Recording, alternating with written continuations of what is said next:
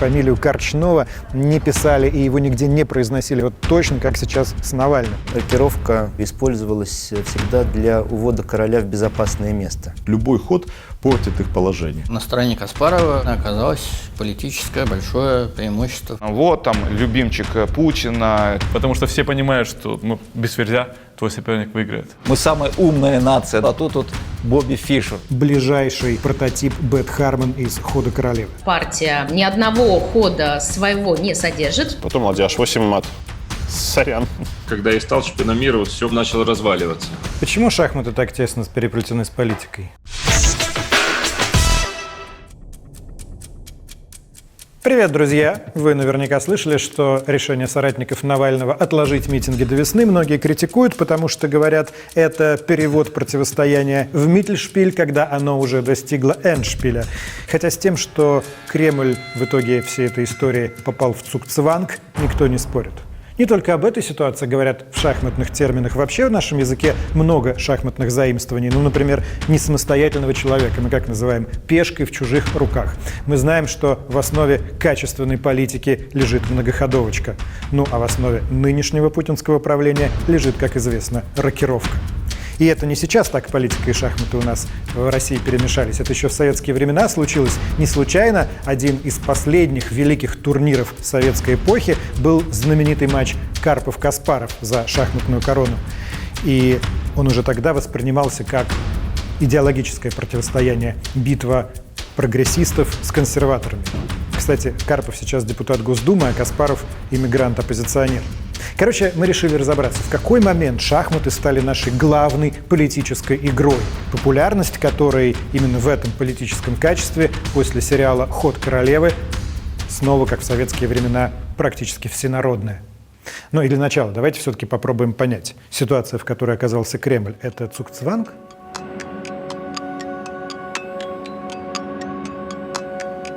Цугцванг – это когда невыгодно ходить самому.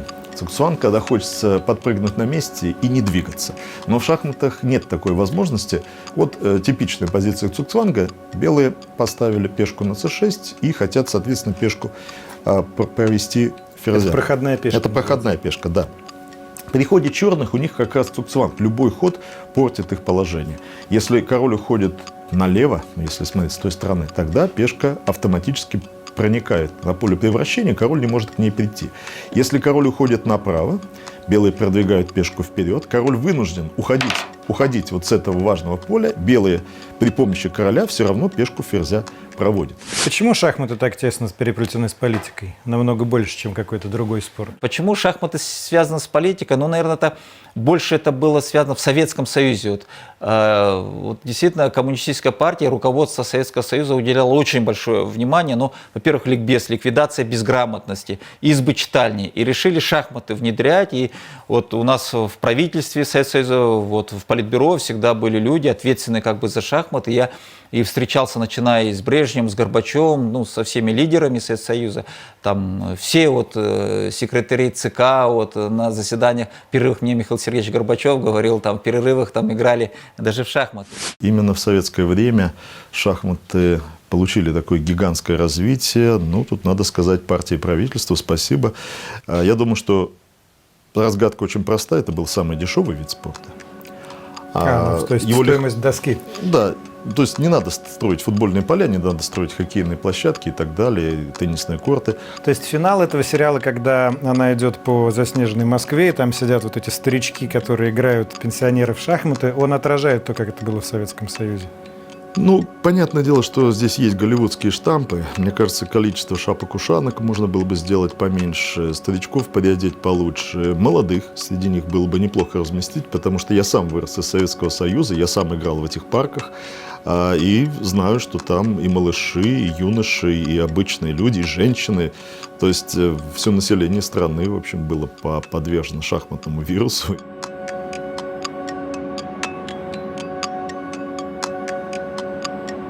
Я начал играть со взрослыми с 7 лет, а до 7 лет во дворе, ну, либо дома с отцом, либо во дворе с друзьями. Но если нас собиралось 4-5, я самый маленький, а ребята постарше, то мы ходили через гору. Надо было через гору перевалить.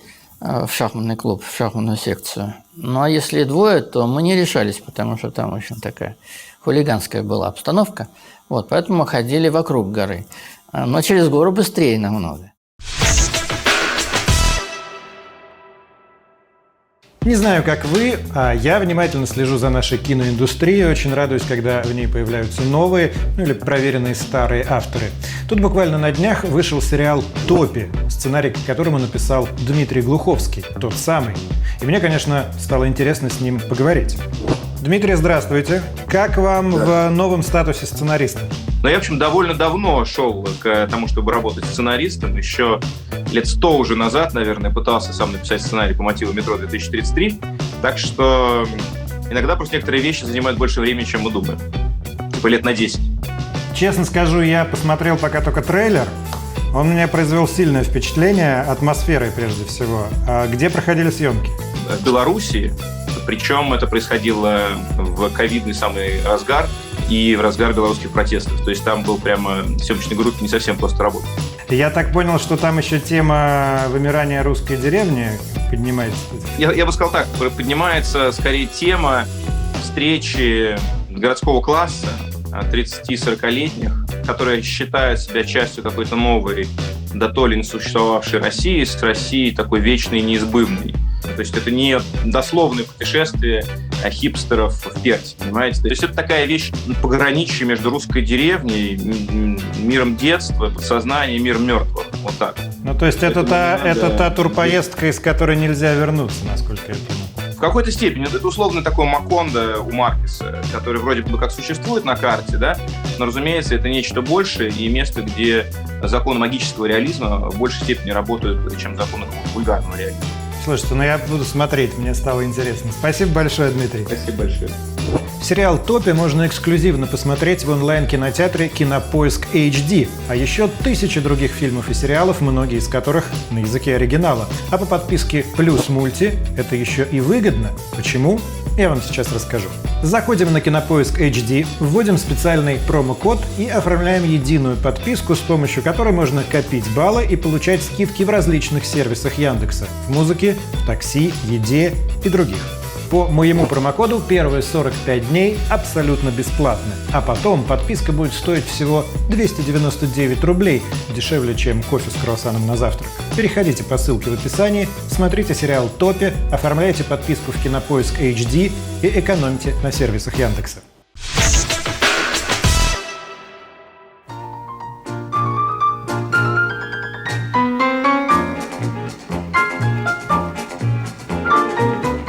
Была идея, в том числе у советского руководства, об интеллектуальном превосходстве, и шахматы должны были символизировать в том числе и это превосходство. Потом спутник появился, естественно, освоение космоса. И я имею в виду тот спутник, не нынешний, не вакцину, да. Освоение космоса, где мы тоже оказались впереди, по праву. И это было элементами имиджа Советского Союза, абсолютно правильными элементами. Но, конечно, это вело к эксцессам, в том числе и к тому, что шахматы стали частью холодной войны, и многие матчи воспринимались именно так. Фишер-Спасский, прежде всего. Все время чемпионы были как бы из России, из Советского Союза. Как это Советский Союз, Коммунистическая партия, вся Африка, все как бы за нас, что мы самая умная нация, да, у нас каждый пятый ученый в мире – это ученый из Советского Союза, да, все вот наша советская шахматная школа, а тут вот Бобби Фишер. Американец Бобби Фишер, он такой самый скандально известный, самый эксцентричный шахматный чемпион современности. Он перед матчем выдвигал огромное количество требований. Например, отказывался играть до 16 часов. Если ему что-то не нравилось, он мог просто встать перед началом игры и выйти вон. При этом он был такой боец-одиночка. Он один бросил вызов советской шахматной машине, команде лучших гроссмейстеров мира, и в 1972 году в матче в Исландии, в Рейкьявике, вырвал шахматную корону у Бориса Спасского. Он после этого, кстати, отказался обедать с президентом США Никсоном, сказал, что ненавижу, когда я ем, а мне смотрят в рот. А спустя годы он вообще разругался с Америкой, чуть ли не поддержал теракты 11 сентября, ему тогда аннулировали паспорт, он был в загранпоездке, его арестовали в Японии, у него там было много злоключений и всяческих мытарств. В итоге ему дала убежище Исландия, где он одержал свою великую победу, и он там в Исландии и жил до конца дней. И вот именно он, Бобби Фишер, ближайший прототип Бет Хармон из «Хода королевы». Фишер, в общем-то, ясно совершенно, что это редчайший талант, и Фишер научился работать над шахматами, причем он, наверное, первый работал над шахматами очень серьезно, такой у него советский подход был. На самом деле он любил шахматы настолько, что в них погрузившись, он оттуда так и не вынырнул. Для него шахматы было всем, он бросил школу, и ничего, кроме этого, для него не существовало. И, конечно, это было необычно, потому что советские-то шахматисты, и шахматисты из других стран, как правило, учились в школе, некоторые учились в институте. Они были вполне социальны, они умели общаться, они во всем были обычными людьми. А Фишер, конечно, потрясал тех, что его поступки не вписывались в норму. То есть он в большей степени набоковский Лужин, чем... Да, конечно. I mean, not personally against me, against Spassky, because, I don't care 2 cents about him one way or the other. He's just another guy. But it's against the Russians and, all the lies they've been saying about him. Проигрыш Фишеру, конечно, очень серьезно сказался на состоянии Спасского. Он считал, что он имеет шансы выиграть, и имел шансы выиграть. Собственно, он и выигрывал матч. И хотя счет оказался, можно сказать, разгромным, но если посмотреть, то борьба была в каждой партии. И даже когда Фишер перехватил инициативу, то шансы у Спасского были. Поражение в шахматах – это очень большая драма. Она, к сожалению, не так видна наблюдающему за шахматной доской, за шахматным матчем, но внутри, в момент сдачи, происходит просто буря. И очень тяжело проигравшему. Он не показывает эти эмоции, руки не целует, конечно, своему партнеру. И королей так красиво на доску не кладут. Борис Васильевич, он нашел себе силы и, в общем, достоинство. Он встал, то есть он поздравил Фишера, встал и вместе с залом начал хлопать Фишеру. Да, потому что, действительно выдающаяся партия. То есть, знаете, это мало кто из западных на такое способен. То есть, нет, это, мне кажется, показано вполне так, как было. Поэтому именно из-за этого мне нравится, потому что действительно так. Как вы поняли, мы в этом выпуске постоянно натыкаемся на сериал «Ход королевы». Это одна из причин, по которой мы стали делать этот выпуск. Кстати, неправильный перевод, сейчас про это поговорим. Этот сериал не то чтобы прям изменил шахматный мир, но он, конечно, сильно способствовал его популяризации во внешнем мире. Но что важно для, собственно, самих шахматистов, что в этом сериале очень натуралистично и правдиво показаны шахматные партии. Потому что в кино и в сериалах обычно как бывает? Что-то там растает на досках, и в результате очень часто, например, белая ладья в начале игры оказывается на поле H8. И это страшный зашквар, все шахматисты немедленно такой сериал хейтят. Но в «Ходе королевы» все было совсем наоборот, потому что шахматные партии для этого сериала писал никто иной, как Гарри Каспаров. Он придумал эти партии, и все, что играет Бет Хармон и остальные герои, это на самом деле нарисовано заранее Гарри Каспаровым. Мы несколько раз просили Гарри Кимовича об интервью для этого выпуска. Он сейчас живет в Америке, полностью ушел в политику и отказывается говорить про шахматы, по крайней мере, с российскими журналистами отказывается. С американскими, кстати, недавно поговорил, дал интервью изданию Slate и рассказал им, что изначально ему вообще предлагали сыграть в этом сериале, собственно, советского гроссмейстера Боргова.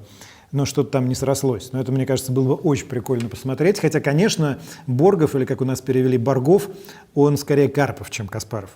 Единственное, что, конечно, да, надо признать, что все-таки непрофессиональные шахматисты, актеры, и даже вот эта девушка, ей сложно, наверное, было во всех, именно в каждой сцене правильно передвигать фигуры. Она брала, ну, примерно как бокал с шампанским, да, и переставляла. Но вот шахматист ни один профессионал точно так не сделает. Потом она иногда забывала записывать ходы или нажимать на часы после хода. Это тоже для профессионального шахматиста это абсолютный вот рефлекс, просто рефлекс. Ты никогда не забудешь, потому что это вот рефлекторное движение. Ты делаешь ход, и у тебя рука идет сразу к часам. Вы помните финальную партию Боргов против Харман Да. в фильме? Да, Что там конечно. было разыграно? Это такая хорошая квазиумная фантазия Гарри Каспарова. Значит, играя белыми, Бет Харман здесь сначала дала шах черному королю. Король отступил. И теперь жертвует ферзя. Ну, вот опять-таки в названии Queen's Gambit. То есть можно... Один из вариантов перевода, что это гамбит с жертвой ферзя. Вот эта пешка превратилась в ферзя. У белых уже по соотношению материала уже лишняя фигура. Здесь товарищ Боргов попробовал еще немножко пошаховать, но шахи очень быстро кончились. Белый король, убегая, еще успел ладью съесть. Ну и вот здесь Элизабет изобразила такое жуткое удивление. Неужели я выиграю самого Боргова? Ура! Играет король d2, смотрит на Боргова. Ну и тут наш чемпион, его назвали Василием, да? А прообраз Боргова, как я понимаю, это Борис Спасский. Вопрос, который не могу не задать. Ферзевой гамбит – это что? Ферзевый, во-первых. Ферзевый. Ферзевый, да. То есть то, что у нас перевели как Да. ход королевы. Значит, во-первых, ферзевый гамбит – это когда начинают партию не королевской пешкой, не та, которая напротив короля, а та, которая напротив ферзя. d4, d5. Гамбит – это жертва чего-то за инициативу. Вот мы предлагаем черным эту пешку взять. Вот, собственно, гамбит. Мы пожертвовали пешку. Если говорить о дебютах, гамбитах и других вариантах, самый популярный ход на первом ходу – это, конечно, Е2, Е4, на что иногда нужно ответить Е2, Е2, но это, конечно, невозможно. Черный отвечает или Е7, Е5, или С7, С5, есть и другие, самые разные. Есть очень много вариантов, но в старые времена, в XIX веке, наиболее популярным был так называемый королевский гамбит, когда белые сразу же отдавали пешку на F4 в данном случае, если черные принимали эту жертву, но очень быстро развивали свои фигуры. Первый чемпионат Советского Союза по шахматам проводился в 1924 году. И первым чемпионом Советского Союза стал Боголюбов. Боголюбов, который через год подвергся какой-то жуткой критике, я даже не понял почему. Вот. Но доходило вплоть до того, что Боголюбову в вину ставилось, это вот начало репрессий, еще планировалось только, я думаю. Репрессии-то начались в 30-е годы. Вот. Но это как предвестник. И в шахматах это вылилось в дискуссию, значит, сицилианская защита, буржуазный дебют, а он один из основных дебютов Боголюбова. Значит, Боголюбов не советский шахматист. Ну, это же бред. Почему Абсолютно бред. Так это... Просто натурально буржуазная да, защита? что сицилианская защита, буржуазный дебют. А пролетарская какой дебют? Пролетарская русская партия. А можете показать, сицилианская это как? На сицилианской защите белые начинают Е4, черный отвечает С5. И дальше все разновидности. Это сицилианская защита. Вот, а русская партия – это Е4, Е5 или защита Петрова еще. Вот. То есть вот это вот пролетарский вариант, советский. Это, да, советский, пролетарская защита. Да. А то буржуазный. А то буржуазный дебют. Я вот вспоминаю кадры, когда Бет Харман откладывает партию с одним из русских участников, идет по гостинице, случайно заглядывает в какую-то дверь, ненаучная фантастика, сами понимаете, и там Боргов анализирует эту отложенную позицию вместе с этим советским его соперником. То есть они коллективно против нее боролись. Это реалистичная история. То, что анализировали иногда вместе, то, что одни советские гроссмейстеры помогали другим при анализе, это факт. Это научный факт, миллион подтверждений тому. Вы знаете, на самом деле тут все очень просто. Конкуренция была чрезвычайно высокая в Советском Союзе. Уровень мастерства был уже такой, что тут уже превосходство над зарубежными шахматистами было серьезное. Я Спасского обыграл с еще более разгромным счетом, чем Фишер. Вот, он считает, что Фишер его разгромил, а вот Карпов его обыграл. На самом деле Фишер в 21 партии добился перевеса в 3 очка, Вот. А я переезда 3 очка добился в 11 партиях.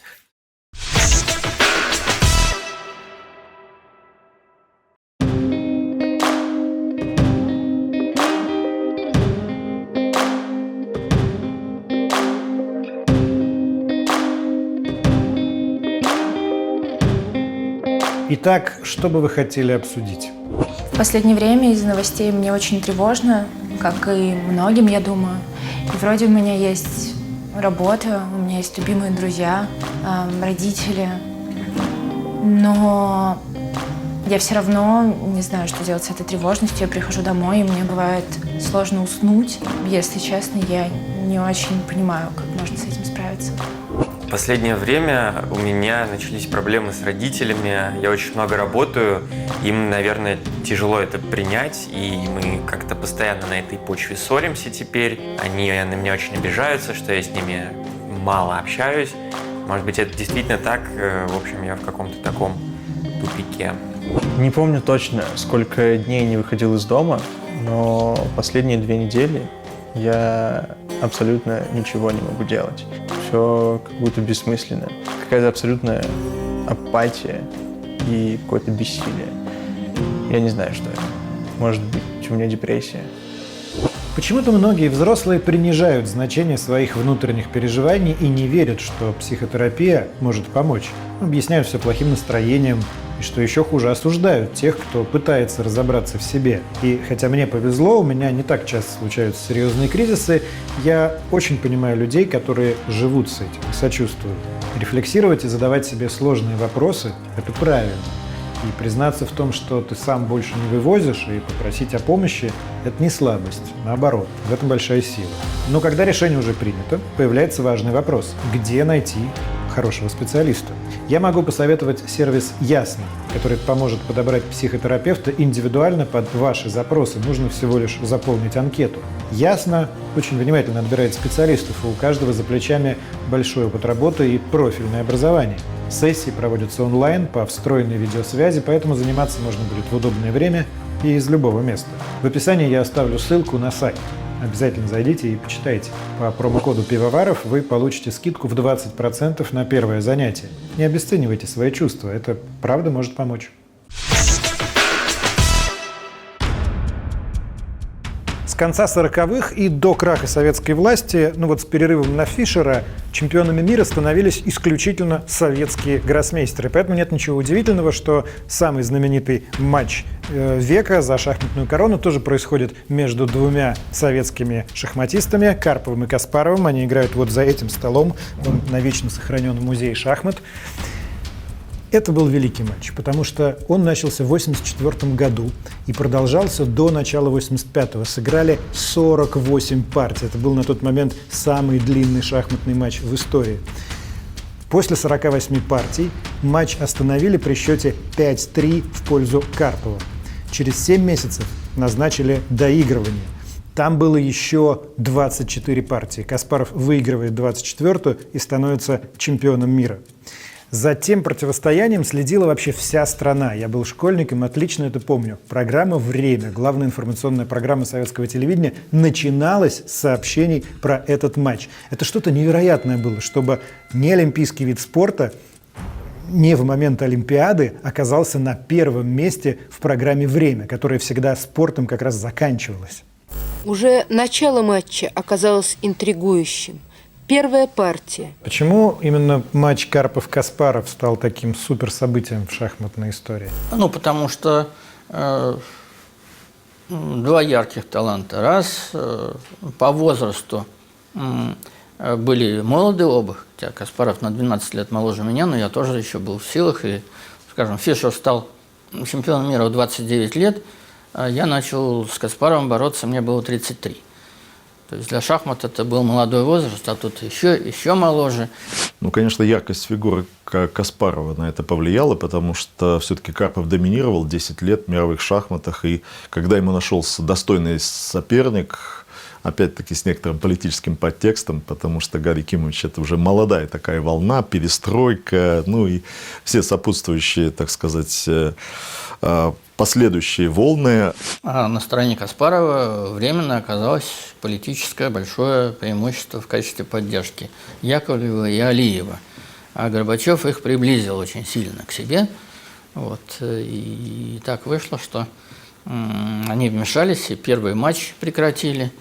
Окончательно это решение на высшем уровне родилось, потому что Черненко прошел клиническую смерть.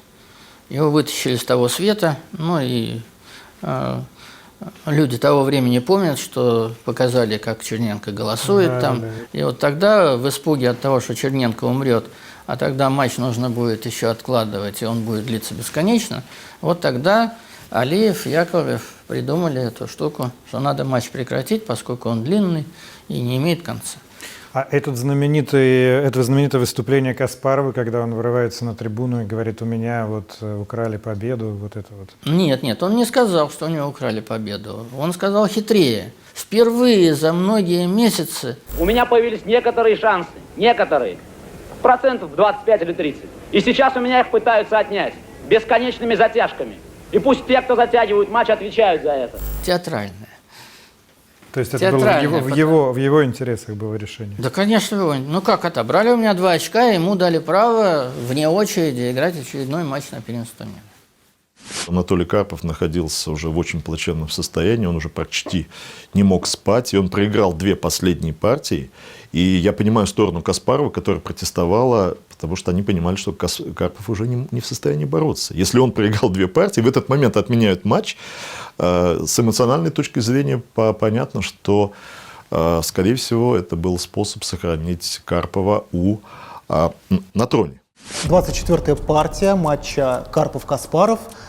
Тот момент, когда Каспаров, собственно, становится чемпионом мира. Гарри Каспаров находит совершенно удивительный план. Он играет ладья Е7. Ну, кажется, ход как ход. А идея состоит в том, что вот после того, как белые сделают что-то, еще один ход необязательный, вот король G1, даже здесь F5 давала белым атаку, а после король G1 Гарри Каспаров ставит вторую ладью на линию Е. Зачем? Чтобы белые не могли прорваться F5 и по линии Е контр-игра черных. Черные ладьи сдвоенные были бы очень эффективны.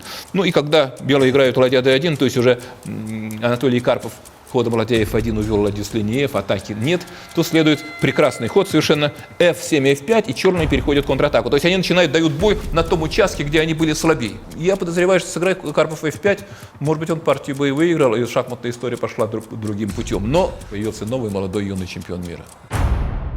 В итоге в вашем противостоянии с Каспаровым кто победил? Да, я не знаю даже, кто победил. Я думаю, что вообще вот на том, что случилось, проиграли шахматы. Они должны были выиграть, а они проиграли. Проиграли, это имеется в виду, что та ситуация привела к великому расколу в шахматном мире, который в самом этом мире сравнивают даже с великим церковным расколом. Что там произошло? В 1993 году Гарри Каспаров обвиняет ФИДЕ, Международную шахматную федерацию, в непрофессионализме и в коррупции. И вместе с английским шахматистом Найджелом Шортом создает альтернативную ПША, профессиональную шахматную ассоциацию. Каспаров и Шорт играют между собой. Каспаров выигрывает и становится чемпионом мира по версии ПША. ФИДЕ в ответ предсказуемо лишает его звания чемпиона мира, проводит свой турнир между Анатолием Карповым и голландским гроссмейстером Яном Тиманом. Карпов выигрывает, и с того момента в мире появляется 2 чемпиона. Соответственно, Анатолий Карпов и Гарри Каспаров. То есть их противостояние, начавшееся еще в советские времена и имевшее такой политический подтекст, такой политический душок, к концу века, в начале нового века становится уже чистой политикой. На самом деле у Каспарова были вполне здравые, разумные и прогрессивные идеи. Он их проводил. Сделать шахматы профессиональными, привлечь серьезных спонсоров, показ шахмат, чтобы был более интересный, быстрые жанры шахмат вести. И вот все эти идеи не разделялись руководством ФИДЕ, где, в общем-то, правили бал консерваторы. После того, как раскол произошел, то есть Каспаров организовал PCA, так называемую профессиональную шахматную организацию, но она прекрасно работала. Надо сказать, что первые 2 года все было замечательно. Я думаю, что как раз, на мой взгляд, ошибкой было не столько даже это, сколько то, что, к сожалению, вот не хватило, не знаю, терпения, что ли, у Каспарова, чтобы вот продолжать это дело. Может быть, мы бы имели сейчас, скажем, как в теннисе ATP. Почему меня в 1995 году практически единогласно избрали президентом ФИДЕ? Потому что делегаты ФИДЕ попросили меня: Кирсан, у тебя есть опыт, ты президент Калмыкии, в то время я уже 3 года возглавлял Калмыкию, ты вот самый политик, давай это самое, объедини Карпова-Каспарова, проведи вот объединительный матч и дай деньги. Вот в ФИДЕ не было денег ни на проведение чемпионата мира среди мужчин, среди женщин, и не было денег на проведение Всемирной шахматной олимпиады. И вот, избрав меня президентом ФИДЕ в 1995 году, я решил все эти проблемы, закрыл долги все ФИДЕ, нашел деньги для проведения чемпионата мира. Кирсан Алимжинов молодой, энергичный, человек, у которого есть деньги, пришел и сказал: ребята, я готов вас объединить, я готов вас всех, чтобы вы все подружились. Шахматы всегда были его любовью, он сам с юных лет в листе играл в шахматы, был шахматным болельщиком, а потом решил, видя такую плачевную ситуацию, Кирсан Николаевич решил стать шахматным магнатом. Да, не королем, конечно, это применительно к чемпионам говорит, но организатором, да, главным президентом шахматного мира. Этому блестяще удалось. В 2006 году в Элисте был объединительный матч между Веселином Топаловым, болгарским гроссмейстером, который стал чемпионом мира. И я благодарен Владимиру Крамнику, российскому гроссмейстеру, то, что он согласился играть этот объединительный матч. Почему? Владимир Крамник, Веселин Топалов, они подписали с ФИДЕ договор, что выигравший считается абсолютным чемпионом мира только по версии ФИДЕ, другой версии никакой нет. И Владимир Крамник стал чемпионом мира. Когда я стал чемпионом мира, вот все как-то совсем, называя вещь своим языком, начало разваливаться. Из-за того, что деньги закончились, спонсоры перестали давать? И это тоже все вместе. То есть, вы знаете, просто вот эта скандальность, любая скандальность, она хороша до поры до времени, да, то есть это очень сильно поднимает в любом спорте или виде деятельности, очень привлекает внимание и на какой-то момент времени дает толчок развить. Но если это продолжается, 10 лет, то это уже начинает отпугивать. Я думаю, что шахматный мир за это время точно не стоял на месте, а двигался вперед. Другое дело, что в самый последний период, когда началось санкционное давление, уже требовались другие качества, другая команда, другие ресурсы. И поскольку в том числе Кирсан Николаевич был под санкциями, это уже стало мешать. ФИДЕ стало мешать международным шахматам, и мы с ним встречались перед выборами, говорили на эти темы, и он поддержал мое выдвижение. Скажите, а вот советская шахматная школа, это сейчас уже все, особенно после сериала, знают, в чем ее величие, в том, что там командный дух, все такое. А что с ней сейчас стало? Это как бы такие ностальгия по былому величию? Нет, абсолютно нет. У нас блестящая российская шахматная школа. Сейчас появилось большое число молодых шахматистов, и вот только что на закончившемся вчера турнире в Голландии, одном из первых после пандемии уже за шахматной доской, наш 19-летний парень занял 3-е место, обогнав в том числе чемпиона мира Магнуса Карлсона и выиграв у него в личной партии. D6, D7, ровно за ход до того, как на доске появится новый ферзь, чемпион мира признает свое поражение и поздравляет соперника с победой. Со столь желанной победой. Андрей не стал сдерживать эмоции. Чуть ли не слезы на глазах наворачиваются. Я не знаю, как это назвать радостью, потому что это именно шок, скорее, а не радость. Вот я пересматриваю свои ощущения, это скорее был шок от того, что да, я выиграл эту партию. Но все-таки Магнус мой шахматный кумир, как можно сказать, да. И легенда шахмат, я не ставил себе задачи выиграть эту партию совершенно. На самом деле это не так, чтобы прям уникальная ситуация выиграть партию чемпиона мира. До Есипенко, например, Ян Непомнящий тоже обыгрывал Карлосона, а в 2016 году на первенстве мира вообще сошлись Карлосон и российский гроссмейстер Сергей Корякин, один из самых молодых российских гроссмейстеров на тот момент. И этот матч, он был такой очень напряженный, Корякин в итоге проиграл, но в медийную повестку шахматы тот матч снова втянул. И, разумеется, не обошлось без политики, потому что Корякин, он такой путинист, он сам родом из Крыма, поддерживал присоединение Крыма и все вот это. И в итоге, например, Гарри Каспаров открыто болел за Карлосона. И когда Карлосон выиграл, то Каспаров даже написал твит, что, мол, вот правильно богиня шахмат выбрала Магнуса, потому что Корякин играл невзрачно. Но Корякин с тех пор стал одним из таких самых узнаваемых российских гроссмейстеров. Вы стали гроссмейстером в 12 лет, правильно? Да. И это самое раннее, когда вообще люди становились когда-либо гроссмейстером. Да, действительно, 12 лет и 7 месяцев ровно я стал гроссмейстером, и это произошло в 2002 году, и прошло уже 19 лет.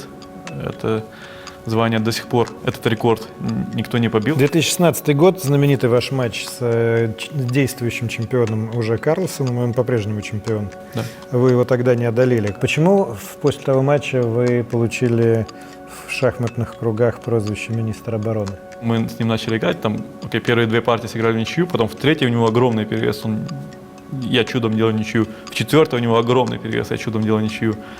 И я этот момент пережил, а потом инициатива перешла на мою сторону, то есть уже там, начиная с пятой партии, я завладел преимуществом. И я играл черными, это была 8-я партия матча с Карлосоном. Счет был равный, все ничьи мы сделали, и в этой партии мне удалось его переиграть черным цветом. И здесь у меня преимущество благодаря тому, что отдаленная проходная пешка, слон белых упирается в свою пешку, то есть совершенно не удел. И здесь Карлсон пошел h4 с идеей как-то, может быть, где-то или слона активизировать, или короля увести. Но тут красивая финальная комбинация. Я играю а2. Здесь он сдался, и я объясню почему. То есть это жертва пешки, кажется, что белые берут, ферзь бьет а2, и у белых две лишние пешки. На самом деле конь g4 шах. Здесь единственный отход на h3, потому что если на h1, то ферзь c1, и следующим ходом я ставлю мат. Ферзь бьет f1, это мат. То есть белые должны идти вперед, король h3. Здесь я играю ферзь g1, я грожу поставить ферзь h2 мат. И дело в том, что все поля прикрыты, то есть кажется, что вот здесь вот шах, но тогда ферзь съедает. Можно дать шах вот на b2, тогда король g6, это очень важно. И опять-таки эта пешка мешает белым дать шах, а ферзь тоже там ничего не может, белые просто берут. Опять-таки я грожу поставить мат, а если слон уходит как-то, чтобы защититься, то я даю шах.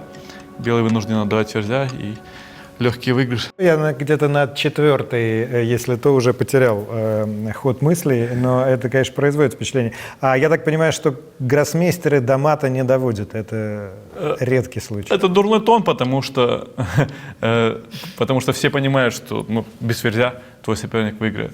А зачем? Давайте ему поиздеваться над тобой. В чем смысл? Как правило, все-таки гроссмейстеры, видят они на много ходов вперед и сдаются очень рано. Порой так рано, что зрители не понимают вообще, что произошло, почему это он сдался или почему согласились на ничью. Поэтому доигрывать партии до конца, мне кажется, это очень хорошая традиция. Я бы такое вообще правило ввела, что нельзя сдаваться и нельзя соглашаться на ничью путем предложения. Да? То есть надо доигрывать уже до математически понятной позиции, либо до мата, либо до голых королей, когда все всем ясно.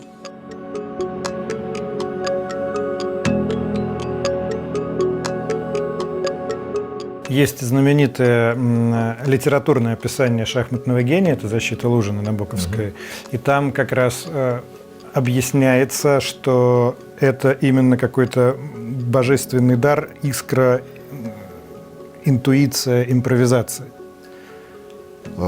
Или все-таки в первую очередь важно умение считать и анализировать позиции и знать теорию? На мой взгляд, талант шахматиста – это во многом умение воспринимать геометрию доски, и вот все те пируэты, которые выписывают фигуры за доской, они как раз в вариантах должны срастаться, и ты не должен ничего упускать. То есть такое целостное воспринятие большой сложной геометрии доски и умение естественно, логически мыслить, умение считать, высокая концентрация, какое-то особое чувство, которое даже очень трудно описать словами, чувство взаимодействия фигур. Я, кстати, только сегодня узнал, что у профессионалов нету букв и цифр, потому что они не нужны. Ну, мы представляем доску, мы вообще можем играть слепую, несмотря на доску. А так, конечно, для эстетики, наверное, буквы и цифры не помешают. Вот это что за поле? C5. А это? G4. Шахматисту абсолютно не важно, на каких шахматах он играет. Размер доски, форма фигур. Даже не важно, есть доска или нет, потому что в шахматы можно играть в уме, можно просто говорить. Я играю в Е2, Е4, вы играете C7, C5, и шахматная игра продолжается, просто это все находится в нашем воображении. То есть вот эта вот история, когда она лежит, смотрит на потолок и двигает фигурами, это реальная история? Ну, на самом деле, это просто визуализация того, что происходит у нее в голове. На самом деле, я думаю, ей потолок совершенно не был нужен. Шахматисты анализируют вслепую, то есть в глубине своего мозга принимают решения вслепую. Ну, визуализировать квадрат 8 на 8 в 64 клетки, это несложно объективно, да, то есть там, если хоть немножко занимаешься. Чтобы, как-то более-менее с высоким КПД эффективно рассчитывать варианты, это чуть сложнее, но опять это приходит с тренировкой. То есть я вот, допустим, играл на 7 досках, без любой подготовки объективно, потому что мне самому было интересно. Я как самый удобный соперник с худшим 4-м разрядом, и Ян сейчас отворачивается от меня, будет называть мне свои ходы, и я буду передвигать фигуры за Яна. Хорошо. Так, ладно, Е4. Так, Е4. Е5. Конь F3. G5. Шах. О боже, какой ужас. Потом слон b6 двойной шах, и потом ладья h8 мат. Замечательно, поиграли. Сорян. Если говорить про саму игру, вот с советских времен, за эти, скажем, там 30-40 лет, насколько она изменилась? Те шахматы, в которые играли советские чемпионы, и то, во что играет сейчас там Магнусон, это одна и та же игра или она сильно продвинулась? Если поставить на шахматную доску незнакомую позицию, вот просто играют два шахматиста, поставили незнакомую позицию, давайте играйте. Никакой разницы нет. Абсолютно. Вся разница заключается в дебютной части, как правило. Дебютная часть — анализы с приходом компьютерных движков, программ, которые играют в шахматы уже значительно сильнее человека, мы получили совершенно новые, невероятно сильные инструменты для продвижения вглубь этой теории. И эта теория за последние 20-30 лет разрослась. Считайте, что до этого мы знали примерно 1/6 часть от того, что знаем сейчас. То есть что это значит? Поясните. Количество комбинаций, возможно? Количество вариантов, глубина, четкость, точность и так далее. Современный чемпион легко бы выиграл у Капабланки или у Алехина, или у Ботвинника? Если не дать вышеперечисленным чемпионам возможности посмотреть текущее состояние теории, то да. А если бы они подготовились, посмотрели текущее состояние теории, то в принципе они же были безумно талантливы все. Они бы могли. Теория убивает творческий процесс в шахматах, что сейчас, приходя за доску и садясь, часто партия ни одного хода своего не содержит, потому что все было уже дома проанализировано и подготовлено. Да. И эти разговоры ведутся очень давно, и 11-й чемпион мира по шахматам Роберт Фишер, он в свое время предложил начальную позицию, которая у нас испокон веков уже очень-очень давно, ладьи по краям, кони, слоны, король, ферзь в середине, немножко видоизменить. И путем жребия определяется начальная позиция. Такая попытка избежать проанализированности шахматных вариантов и теории, которые, повторюсь, сейчас уходит на десятки ходов вперед. Вопрос тоже во многом вытекающий из сериала и очень несвоевременный для нынешних времен новой этики. А женщины, очевидно, хуже мужчин играют в шахматы? Но для этого не нужно, так сказать, применять логику, не нужно иметь какое-то свое мнение, достаточно просто посмотреть на результаты и на рейтинг-лист. Рейтинг-лист математически весьма точно отражает силу игры. В первой сотне, ну, по-моему, китаянка Хоу Ифани еще остается в первой сотне мирового рейтинга. Ну так, мужчина-мужчина, Хоу Ифани снова мужчина. А до этого была великая и неповторимая Юдит Полгар, венгерская шахматистка, которая даже в мировую десятку вошла. Это абсолютно уникальное достижение и, с моей точки зрения, неповторимое уже. Я думаю, с учетом усиления конкуренции, всем будущим представительницам прекрасного пола достижения Юдит Полгар уже не повторить. Женские шахматы, они на самом деле становятся все сильнее и сильнее, и, может быть, нескромно сказано, все ближе и ближе к мужским. Ну, потому что раньше мужчины играли значительно сильнее, чем женщины, а сейчас появляются вот именно очень сильные шахматистки, которые уже даже не отличишь, то есть это женщина или мужчина играет, что, то есть очень сильно. По мне все очень просто. До лет 13-14 развитие мальчиков и девочек именно в шахматном плане, так же, как и в других часто сферах, идет примерно на одном уровне. Лишь начиная где-то с 15 лет мы видим вот такой вот спад. Он в росте шахматисток, он происходит во многом из-за того, что другие интересы появляются в жизни, да, как-то не столь интересно девочкам продолжать бороться, потому что шахматы – это борьба. А вы помните свой матч с Корякиным? Вы тогда были очень юны, и вы, и он. Ну, он прежде всего, да. Ему было 12 помню, лет, по-моему. В 2003 году я играла, да, в Брисаго. Мы играли в Брисаго. Матч закончился как-то для меня достаточно плачевно. Я проиграла. Я пожертвовал ферзя. Ферзь бета 6. И она его съела, ферзя не поняла, что это ловушка. Не надо было собирать. Казалось бы, лишний ферзь у черных, но я даю шах. Она вынуждена закрываться, потому что иначе я даю мат следующим ходом. Ага. Она закрывается сюда.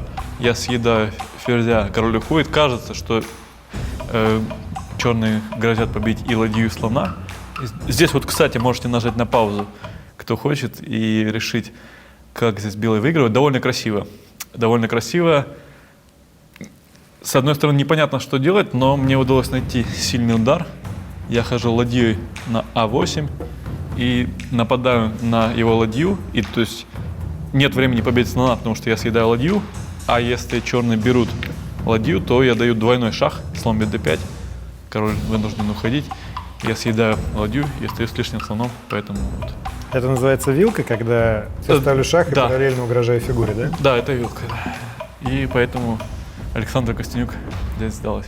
Правда ли, что Бобби Фишер сделал шахматы прибыльным занятием для профессионалов?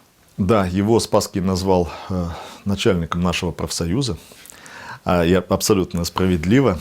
Когда Фишер узнавал, какие призы в том или ином турнире, он сказал, это даже не серьезно, это не обсуждается, сделайте на нолик больше, тогда о чем-то поговорим. Ну и действительно он этого добился, понимаете.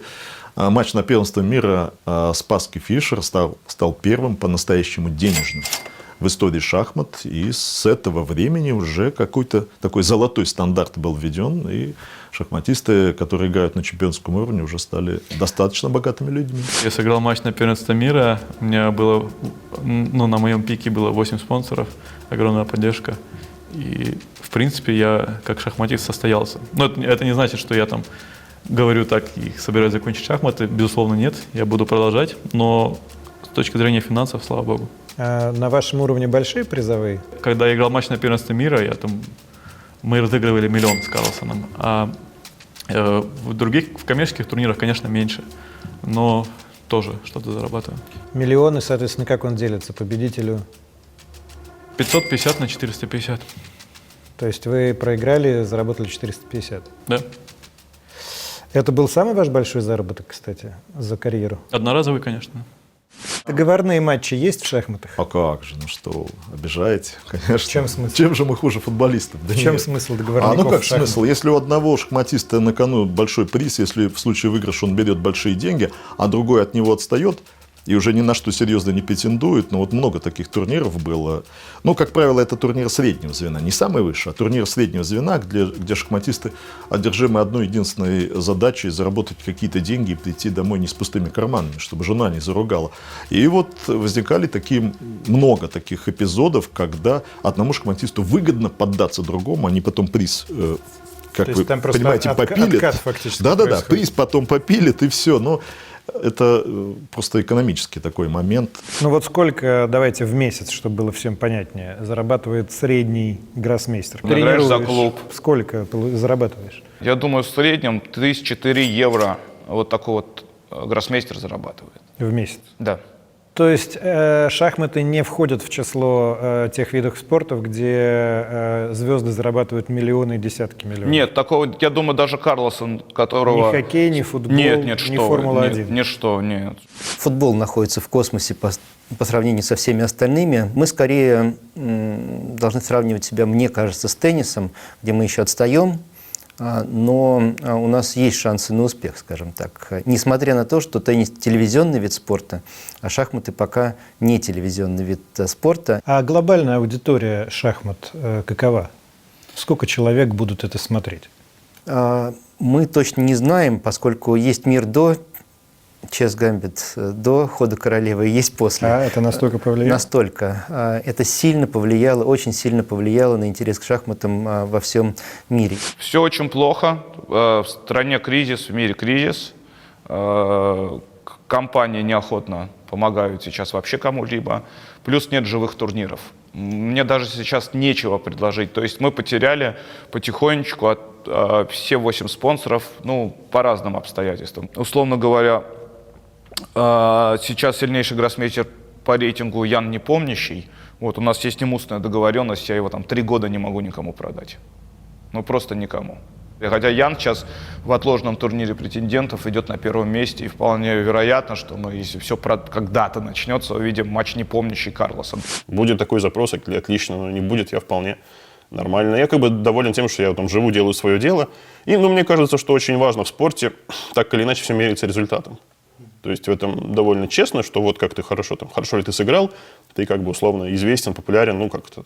Как называют Корякина? Вот там любимчик Путина, человек из Крыма, человек, который в общественной палате и поддерживает там... Вот никаких, я вам как менеджеру, дивидендов из-за этого привлечены не были. Вас часто называли образцово-показательным советским спортсменом, обласканным властью. Насколько это справедливо? Ну, что значит обласканной властью? Власть всегда поддерживала и великих спортсменов, которые приносили славу. Вот. Но я сколько мог, естественно, боролся и за свои интересы, и за интересы своей страны. Ну, взял корону. Держи. Насколько членам партии обязательно было стать, чтобы выезжать на международные турниры? Ну, это легенда, которую Каспаров придумал. Вот. Он заявил, что вот когда ему говорили, в укор ставили, когда уже перестройка началась и как бы новые веяния, что вот он был членом партии, он говорил, да, я стал членом партии, потому что это было строго обязательно, иначе я не смог бы стать чемпионом мира. Полная чушь и нелепость историческая, потому что из членов партии чемпионом мира стал только Ботвинник. Как вам использование шахматного термина «рокировка» применительно к 2011 году, когда Путин сменил Медведева? Подходящий термин, как вам кажется? Да, наверное, подходящий, потому что слово «рокировка» стало использоваться в обиходе именно при описании таких событий, когда кто-то с кем-то меняется, по сути, местами. Хотя с точки зрения чистых шахмат это не совсем точно. Все-таки в чистых шахматах король и ладья не меняются местами, они, пересекая пути друг друга, все-таки приближаются к друг другу. Кроме того, рокировка по смыслу, если посмотреть на историю, использовалась всегда для увода короля в безопасное место. Ну да, в принципе, на долгой дистанции, наверное, это не подходит к описанию 2011 года. Знаете, когда какая-то тема пошла в набор, она же из разных точек начинает расти. Вот помимо сериала «Ход королевы» еще вся Москва, например, сейчас заставлена огромными афишами, на которых написано «Шахматы». Это такой знаменитый мюзикл. Сейчас его российская адаптация вышла. Вообще он 1984 года. Тим Райс его написал, тот, который «Иисус Христос. Суперзвезда» создал. И там много сюжетов из шахматной истории, в том числе советской шахматной истории, обыгрывается. Самый яркий и заметный — это история Виктора Корчнова, нашего знаменитого шахматного невозвращенца, который в какой-то момент остался на Западе, выступая на турнире в Голландии, и потом был знаменитейший такой, наверное, самый знаменитый в ходе «Холодной войны» матч между Анатолием Карповым, который уже был чемпион мира, и Виктором Корчным, который как раз претендовал на это звание. И тогда советские газеты вообще фамилию Корчнова не писали и его нигде не произносили. Его называли только претендент, либо по цвету фигур, там белый или черный. Вот точно как сейчас с Навальным. И я был на премьере и помню, что многие люди потом такие шипели, прям выходя из зала, потому что это вот советского невозвращенца показали не отрицательным персонажем. Как это так? У нас же сейчас, вы знаете, такое очень розовенькое к Советскому Союзу отношение стало. А мюзикл на самом деле хороший. И Корчной Сергеевский, это имя персонажа, там показан сложным человеком, не положительным, не отрицательным. Мне этот мюзикл ровно этим и понравился.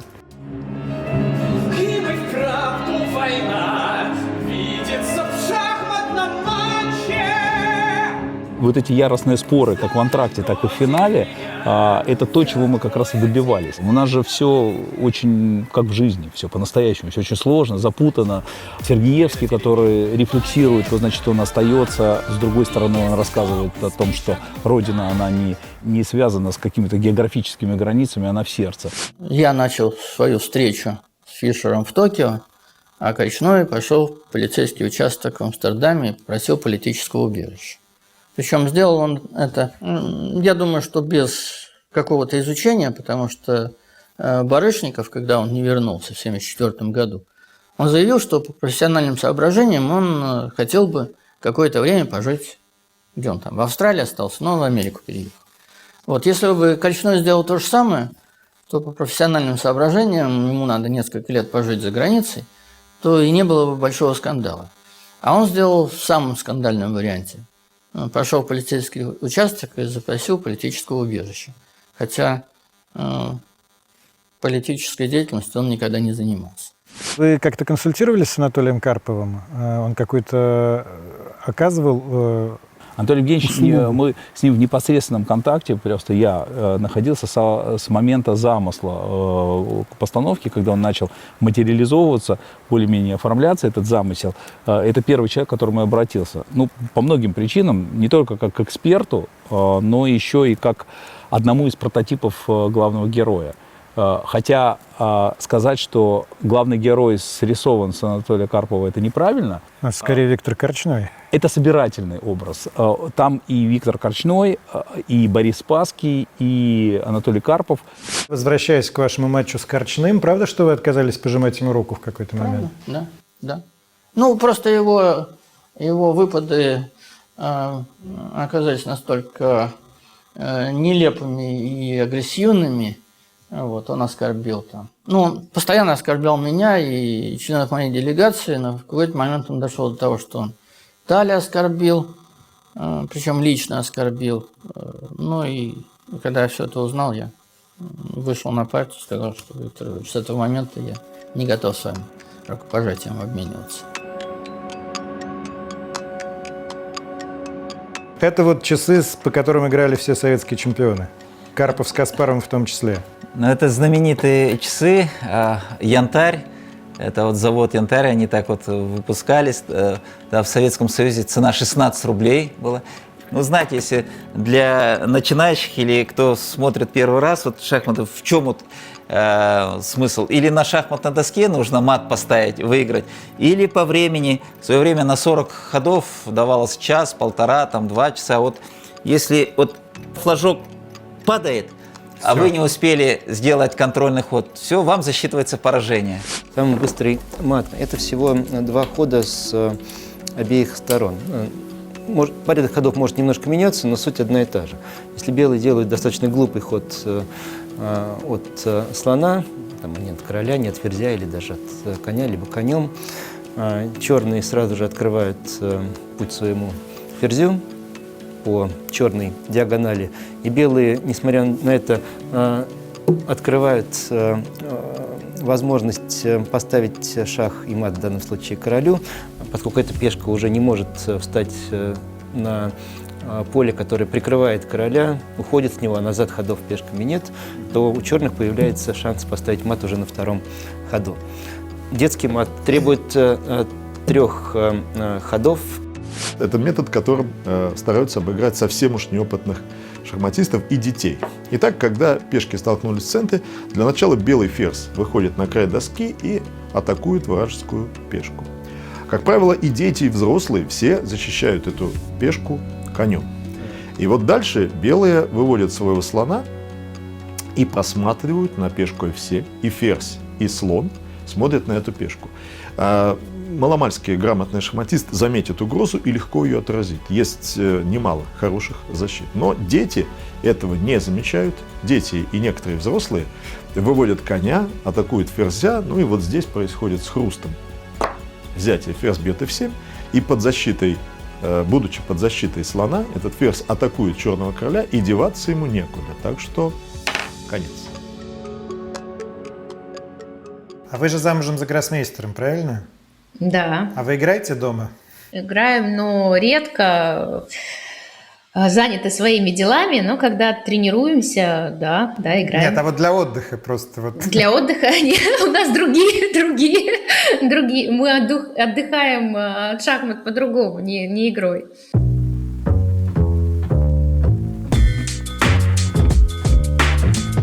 Мы приехали в место, где в шахматы играют не за деньги, не ради какого-то рейтинга, а для того, чтобы просто отдохнуть. Это один из самых известных шахматных клубов Москвы. Наша команда бара разработала коктейли, которые, по сути, являются историческим таким... Это шахматная история в алкоголе, что называется. И здесь есть какие-то... Например, Смыслов, который жил как раз в этом доме. И самый, наверное, знаковый наш коктейль, он необычный, и вы можете попробовать только здесь. Называется Спасский. Есть коктейль Bad Harmon, который сделан с таблеткой. Я надеюсь, что вы его увидите. Это как раз возможность отреагировать на события, которые происходят сейчас.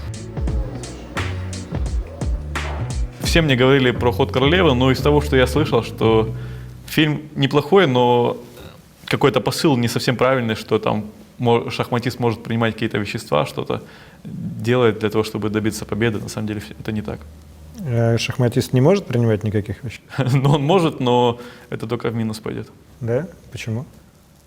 Не, ну, конечно, смотря какие, но если там, не дай бог, какие-то наркотические, то это точно минус.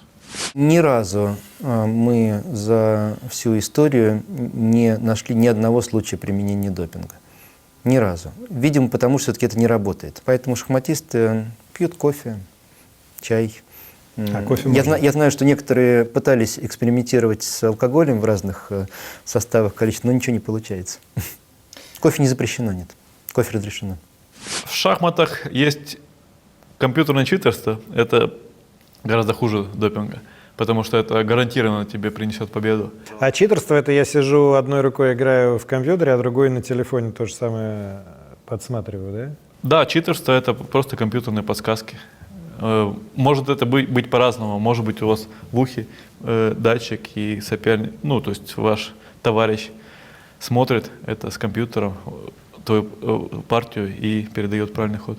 Вы способны определить, с человеком вы играете или с компьютером? Это зависит очень сильно от уровня шахматиста. Если он, в принципе, не очень сильный по сути своей, там, уровня, не знаю, любительского, тогда практически 100%, да. ты можешь определить. Конечно, если это шахматист высочайшего уровня, это очень сложно. Очень. То есть, потому что он действительно сильно играет. Опять же, по одной партии невозможно, по какой-то подвыборке партии, там, 20, ну, можно какие-то иметь подозрения, да, какие-то, то есть вот этот может быть, а вот это точно нет, да, вот только так. Методы есть, они связаны и с алгоритмами, основанными на машинном обучении, на том, что компьютер может понять вероятность использования подсказок. Может ли человек, играющий в силу первоотрядника, вдруг начинать делать подряд в течение дня ходы, которые могут делать только гроссмейстеры? Наверное, не может. Шахматы — это киберспорт?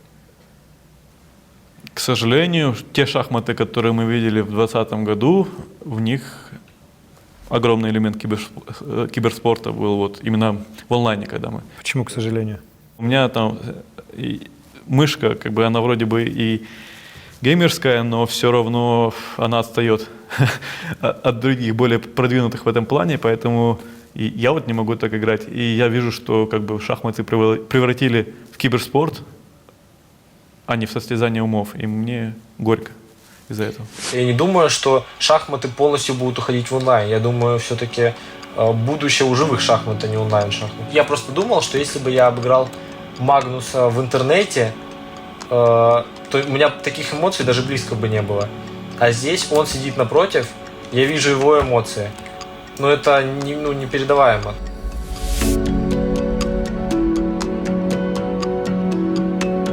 Сейчас политическую ситуацию часто описывают как цугцванг, то есть каждый следующий ход ухудшает ситуацию. Да, именно так. Точное сравнение? Точное, но с одной оговоркой. Шахматы все-таки игра, и шахматы все-таки закрытая игра, в которой поле ограничено. Жизнь более сложная штука с множеством внешних неопределенностей, внешних факторов, очень динамично. Люди меняются, в отличие от шахматной доски. И жизнь намного более многогранна, чем шахматы.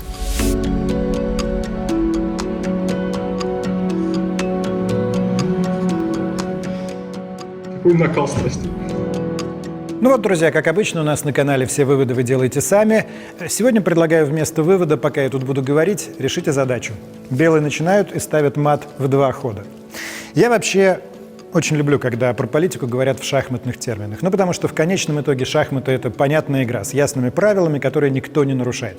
А то ведь у нас в российской политике какая проблема? Ты ставишь шах, ты ставишь мат, а потом соперник берет доску и бьет тебя доской по башке.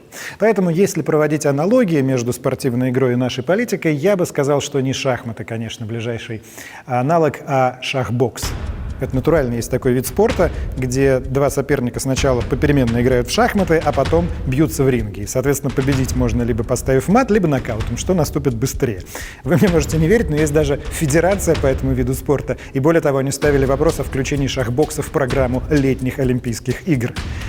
Я считаю, что обязательно надо это сделать. Вот ближайшие игры мы пропускаем из-за допингового скандала, а вот считаю, что на следующее обязательно надо продавить шахбокс на Олимпиаду и вообще сделать его национальным видом спорта, и мы в этом виде всем покажем, что такое настоящие чемпионы, я думаю. Главное, чтобы до тех пор на часиках нашего цейтнота не упал красный флажок. Кстати, следующая летняя Олимпиада в 2024 году. Мат в 2 хода. Ладья f8. Черным ничего не остается, как взять слоном на f8. И дальше пешка d6, открывая слона, который с c4 ставит мат. Красивый, необычный, очень яркий мат. Это редакция. Комменты, лайки туда. Скоро увидимся.